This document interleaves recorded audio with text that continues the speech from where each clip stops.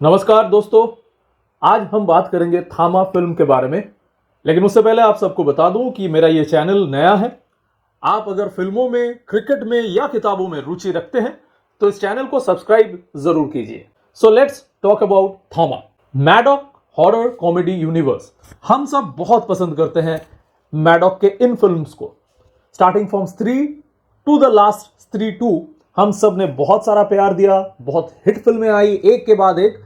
लेकिन समवेयर गाड़ी डगमगा गई विथ थामा।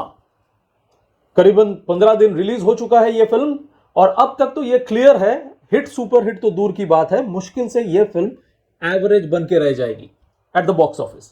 लेकिन ऐसा क्यों हुआ? उम्मीदें काफी ज्यादा थी बिकॉज लास्ट फिल्म इस हॉरर कॉमेडी यूनिवर्स का वॉज स्त्री 2, जो 600 करोड़ से ज्यादा नेट बिजनेस किया था इंडिया में। Then what happened? वेल, उम्मीदें सिर्फ हमको नहीं थी, उम्मीद तो मैडॉक वाले भी लगा के बैठे थे। इसीलिए हॉरर कॉमेडी यूनिवर्स का यह सबसे बड़ा बजट वाला फिल्म था। उनको लगा कि आफ्टर स्त्री 2 लोग पागल रहेंगे यूनिवर्स की इस फिल्म को देखने के लिए और बहुत बहुत बिजनेस ये फिल्म भी करेगी। पर ऐसा हो ना सका। क्यों? आइए 3 रीजंस को हम लोग यहां पे डिस्कस करते हैं। नंबर 1 जो रीजन मुझे लगता है वो है कंपैरिजन विथ स्त्री 2। देखिए, स्त्री 2 और थामा से पहले मैडॉक हॉरर कॉमेडी यूनिवर्स के कौन से फिल्में थी? स्त्री, मुंजिया एंड भेड़िया। ये तीनों फिल्मों ने जितना बिजनेस किया, थामा एक्चुअली उनसे ज्यादा बिजनेस किया है। तो अगर स्त्री 2 को हम अलग रख के कंपेयर करें तो थामा हैज नॉट डन बैडली। लेकिन हमारा कंपैरिजन थामा का सीधा चला जाता है स्त्री 2 के साथ, बिकॉज हमें यह लगता है कि यह फिल्म उससे ज्यादा जरूर कमाएगी। जो क्रेज स्त्री 2 ने क्रिएट किया था मेकर्स को, और हमको लगा कि उसी का रोल ऑन इफेक्ट आ जाएगा थामा पे भी, और इसीलिए ज्यादा बजट इसमें इन्वेस्ट किया गया। सो बिजनेस वाइज अगर देखें हॉरर कॉमेडी यूनिवर्स का जो बिजनेस होता है, थामा उससे बेहतर ही किया है। लेकिन स्त्री के आसपास भी इसके नंबर्स नहीं आने वाले हैं।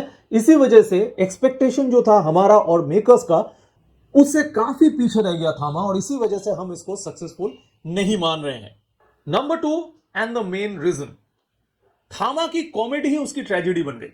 देखिए, एक बात आप और हम जरूर मानते होंगे कि ये जो हॉरर कॉमेडी यूनिवर्स जो है, इसकी फिल्में चलने का मेन रीजन है एंटरटेनमेंट, हॉरर नहीं। एंटरटेनमेंट जो इसकी कॉमेडी से आता है, बिल्कुल अननोन फेसेस, नए चेहरे या नॉट सो फेमस फेसेस को लेके भी मुंजिया जैसी एक फिल्म सुपर हिट बन जाती है। कंटेंट बहुत अच्छा था एंड कॉमेडी या एंटरटेनमेंट फैक्टर भी बहुत अच्छा था। कोई भी फिल्म में हॉरर कॉमेडी यूनिवर्स का अगर आप देखें, 1-2 सीन्स को छोड़ के हॉरर वाला इंपैक्ट ही नहीं आता।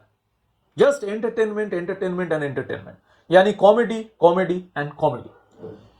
आपको याद होगा जब स्त्री 2 सुपर हिट हुआ था, सोशल मीडिया पे एक वॉर छिड़ गई थी between the PR of Shraddha Kapoor team and Rajkumar Rao team.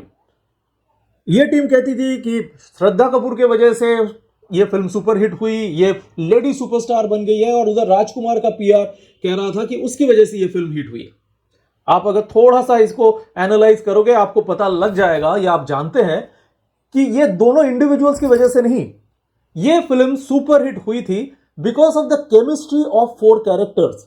Rajkumar Rao, Aparshakti Khurana, अभिषेक बैनर्जी यानी हम सब का चहीदा जना एंड पंकज त्रिपाठी। इन चारों की जो केमिस्ट्री थी और ये जो कारनामे करते थे, इस वजह से स्त्री 2 बिकेम अ मैडनिंग राइड। और इसलिए बार बार लोगों ने उस फिल्म को देखा, उनकी केमिस्ट्री की वजह से लोगों ने इतना चाहा और पसंद किया उस फिल्म को। अब कंपेयर करें द कॉमेडी ऑफ थामा विथ कॉमेडी ऑफ स्त्री 2। थामा में अगर देखा जाए, आयुष्मान खुराना, परेश रावल और नवाजुद्दीन सिद्दीकी के थ्रू कॉमेडी लाने की कोशिश की गई, एंड थोड़ा बहुत हमारे पंचायत के बहुत ही चहीदे प्रल्लभ चा के जरिए। लेकिन हर एक comedy falls flat. Ayushmann Khurrana का रोल देख के आपको लगता है कि यही रोल वो ऑलमोस्ट हर एक फिल्म में करते आए हैं, बारिंग में भी अंधाधुन एंड आर्टिकल 15। इसके अलावा हर एक फिल्म में वही दिल्ली का लड़का, वही बात करने का स्टाइल, वही easy going nature, everything same. Next, Paresh Rawal. Very very unfortunately अगर आप ट्रेलर से भी देखें, परेश रावल का एक्टिंग आपको उसमें भी दिख जाएगा ओवर द टॉप, जैसे कि बहुत एफर्ट देके हर एक लाइन कह रहे हैं और कॉमेडी लाने की जोरदार कोशिश कर रहे हैं, लेकिन हंसी नहीं आ रही है। और सबसे दुर्भाग्यजनक रोल अगर किसी को मिला है तो नवाजुद्दीन सिद्दीकी। इस कैरेक्टर में पोटेंशियल बहुत ज्यादा था। इसको आप चाहे तो एक मेनसिंग विलन बना सकते थे या फिर out and out comedy villain बना सकते थे, लेकिन अल्टीमेटली राइटिंग की वजह से यह कैरेक्टर ना इधर का रहा ना उधर का। आपको ना उनको देख के डर आता है, ना ही उनकी हरकतों से आपको हंसी आती है। इसी वजह से लोगों को वो एंटरटेनमेंट नहीं मिला जो वो चाहते थे इस फिल्म से। एंड द थर्ड रीजन, और उस थर्ड रीजन में है भी तीन, यानी द 3 आइटम सॉन्ग्स। इंग्लिश में कहावत है कि 2 is still okay but 3 is a crowd। इस फिल्म में ये तो बहुत ही सही बैठता है जो 3 आइटम सॉन्ग्स इसमें डाले गए जबरदस्ती के, जिसका कोई जरूरत नहीं था। और इस फिल्म को प्रोमोट भी एक के बाद एक आइटम गाने YouTube में रिलीज कर करके करवाए गए। मेकर्स को यह लगा होगा कि 3-2 में तमन्ना का जो आज की रात सॉन्ग था उसने तो तहलका मचा दिया था, तो अगर एक सॉन्ग ने यह तहलका मचा दिया तो अगर हम 3 सॉन्ग डाल दे और वो भी well known dancers like Nora Fatehi और मलाइका अरोरा खान को डाल के, end of course another song on Rashmika, तो लोग पागल हो जाएंगे। बहुत ही अनफॉर्चुनेट थॉट था ये, क्योंकि ये पूरी तरह से बैकफायर कर गया। देखिए, अगर आप जो ये फिल्म बनाने वाले हैं, आपको ये समझ में नहीं आता कि आपकी फिल्म एंटरटेनिंग स्क्रिप्ट के वजह से चली थी, सिर्फ आइटम सॉन्ग्स की वजह से नहीं, देन हम दर्शक या रिव्यूअर्स या क्रिटिक्स क्या करें। और जब आपने टाइम और फोकस आइटम सॉन्ग्स पे डाल दिया, आपने ऑटोमेटिकली स्क्रिप्ट पे अपना वेटेज कम कर दिया। एक बहुत बढ़िया मौका था कि आप अपना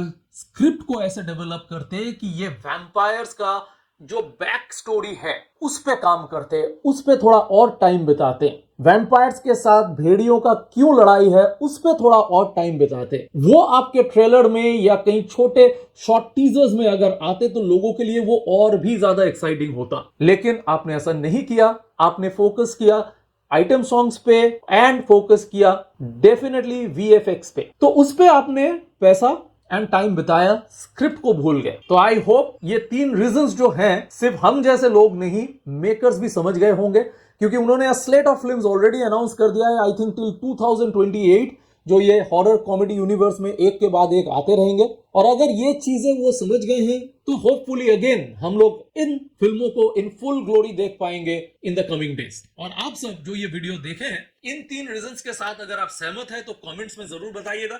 अगर सहमत नहीं है और आपके पास कोई एडिशनल पॉइंट्स हैं तो भी प्लीज कमेंट जरूर कीजिएगा। और अगर ऐसी टॉपिक्स पे, जैसे कि मैंने कहा, सिनेमा, क्रिकेट या किताबें, बुक्स पे आपको और वीडियो चाहिए, देखना अच्छा लगता है तो इस चैनल को सब्सक्राइब करना मत भूलिए। फिर मिलेंगे।